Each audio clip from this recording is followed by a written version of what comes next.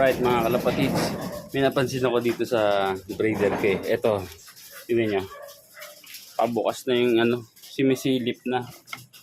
Ayan o. Pansin nyo. Ayan na yung tuka niya mga kalapatids o. Ayan o. Ayan na, pabiyak na. Ayan siya, lalabas na siya. Dalawa to eh, kaso isa hindi pa. Ayan o. Mga kalapatids, na-tsempohan lang natin to. Ayan yung breeder natin.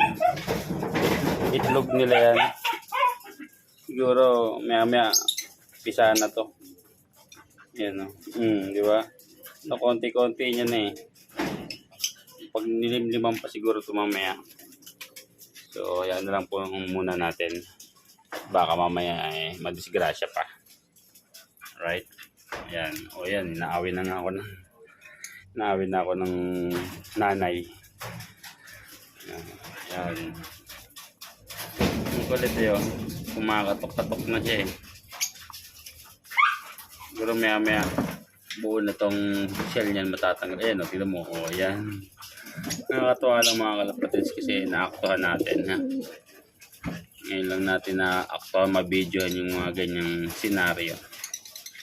Oo. Nakakatawa. Kaso hindi pa niya kayang buuhin eh. Maya yan.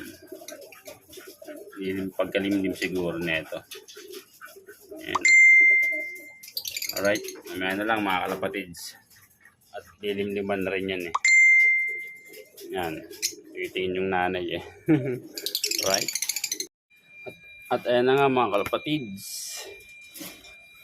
Isa na nga. Ayan. Cute, no? Ay, gagalit yung tatay. May na nga lang. Ayan, napisa na mga kalapatids. So, ayan na nga muna natin. Masungit yung tatay eh. Bumalik na. Limlim uli. Alright.